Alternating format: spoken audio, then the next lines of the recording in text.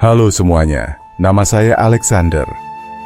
Pada kesempatan kali ini, kita akan mempelajari hukum Cattari Arya Sakani, atau yang lebih dikenal dengan 4 kebenaran mulia.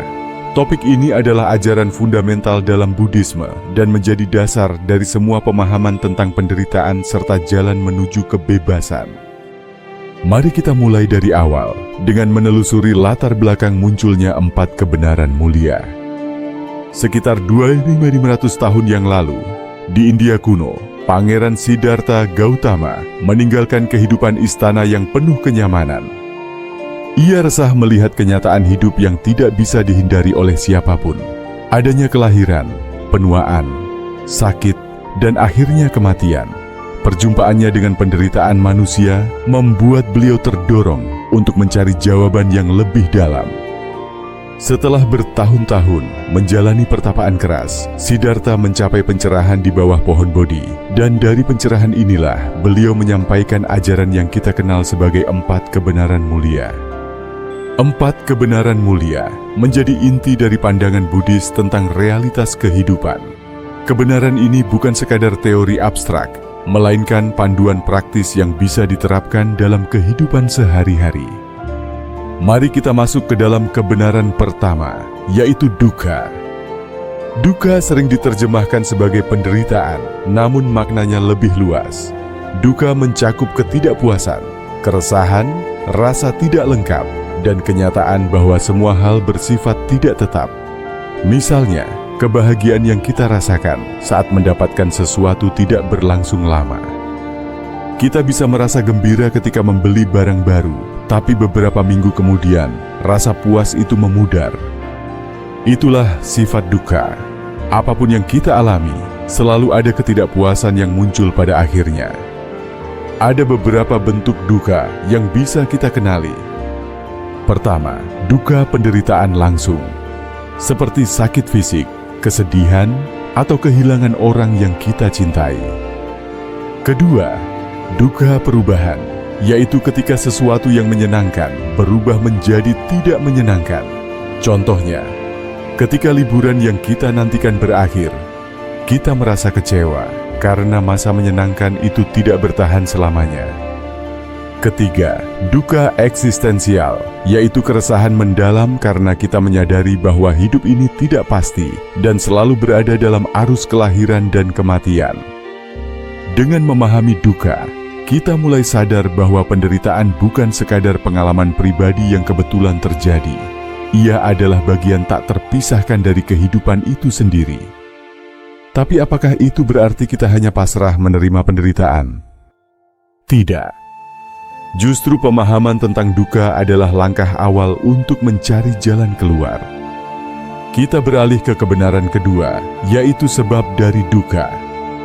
Buddha mengajarkan bahwa akar dari penderitaan adalah tanha, atau keinginan yang melekat. Keinginan ini tidak sekadar kebutuhan dasar, melainkan dorongan yang tidak pernah puas. Misalnya, kita ingin memiliki sesuatu, setelah mendapatkannya kita ingin lebih banyak lagi. Atau kita ingin mempertahankan sesuatu yang pada dasarnya tidak bisa kita kontrol. Ada 3 bentuk utama tanha. Pertama, kama tanha, yaitu keinginan terhadap kenikmatan indria, seperti makanan, hiburan, dan kenyamanan.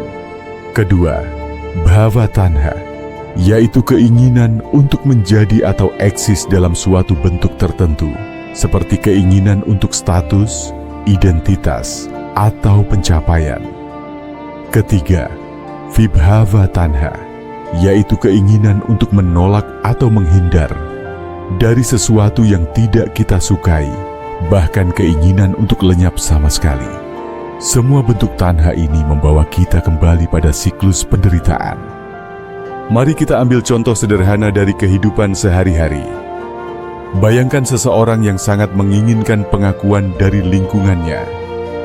Ia bekerja keras, berusaha terlihat hebat, dan ketika mendapat pujian, ia merasa senang.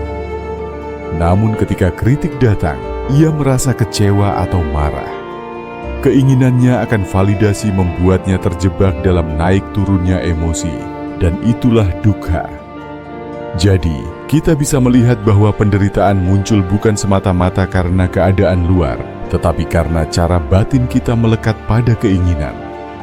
Inilah inti dari kebenaran kedua, bahwa tanha adalah akar dari segala penderitaan. Kita telah memahami bahwa akar penderitaan adalah tanha, yaitu keinginan dan kemelekatan. Lalu, bagaimana cara kita terbebas dari lingkaran ini? Inilah yang diajarkan oleh kebenaran ketiga, yaitu lenyapnya dukkha. Buddha mengajarkan bahwa penderitaan bisa berakhir jika kita berhasil melepaskan kemelekatan tersebut. Kondisi ini disebut nibbana atau nirvana, yaitu padamnya keinginan, kebencian, dan kegelapan batin. Jangan bayangkan nibbana sebagai suatu tempat, melainkan sebagai keadaan batin yang bebas dari keterikatan.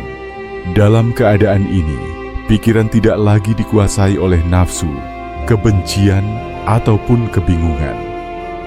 Contohnya, ketika seseorang benar-benar bisa melepaskan rasa iri dan hasrat membandingkan diri dengan orang lain, ia akan merasakan kedamaian. Tidak ada lagi keresahan apakah dirinya lebih baik atau lebih buruk dari orang lain. Itu adalah bentuk kecil dari pengalaman bebas dari dukkha. Namun, mencapai kebebasan batin ini tentu membutuhkan jalan. Inilah yang disebut dalam kebenaran keempat, yaitu jalan menuju lenyapnya dukkha. Jalan ini dikenal dengan jalan mulia berunsur 8 atau Arya Atanggika Magga. Jalan mulia berunsur 8 terdiri dari 8 aspek yang saling terkait. Pandangan benar, memahami kehidupan apa adanya, termasuk memahami 4 kebenaran mulia. Pikiran benar, niat atau tekad yang terbebas dari kebencian, keserakahan, dan kekerasan. Ucapan benar, berkata jujur, tidak menyakiti, dan tidak menebar fitnah. Perbuatan benar, menjalani tindakan yang bermoral, tidak merugikan diri sendiri maupun orang lain. Mata pencaharian benar, mencari nafkah dengan cara yang tidak menimbulkan penderitaan bagi makhluk lain. Usaha benar, berupaya menumbuhkan hal-hal baik dalam diri dan mencegah timbulnya hal-hal buruk. Perhatian benar, melatih kesadaran penuh terhadap tubuh, perasaan, pikiran, dan fenomena yang muncul. Konsentrasi benar, mengembangkan batin yang fokus melalui meditasi untuk mencapai kedamaian mendalam. 8 jalan ini bukanlah 8 langkah yang dijalani secara terpisah, melainkan satu kesatuan yang dijalankan bersama-sama dalam kehidupan sehari-hari. Sekarang mari kita lihat bagaimana 4 kebenaran mulia ini bisa menjadi landasan metodologi penyelesaian masalah. Prinsipnya mirip dengan metode ilmiah. Pertama, kita mengenali masalah. Inilah kebenaran tentang dukkha. Kedua, kita mencari tahu penyebab masalah. Inilah kebenaran tentang asal mula dukkha. Ketiga, kita menyadari bahwa masalah itu bisa diselesaikan. Inilah kebenaran tentang lenyapnya dukkha. Keempat, kita menerapkan strategi atau metode untuk menyelesaikannya. Inilah jalan mulia berunsur 8. Mari kita ambil contoh sederhana dalam kehidupan modern. Misalnya seorang mahasiswa merasa stres karena beban kuliah. Ia menyadari stres itu adalah bentuk dukkha. Kemudian ia mencari tahu penyebabnya, misalnya karena kebiasaan menunda tugas dan ketakutan gagal. Setelah itu, ia menyadari stres bisa diatasi dengan mengubah kebiasaan dan pola pikir.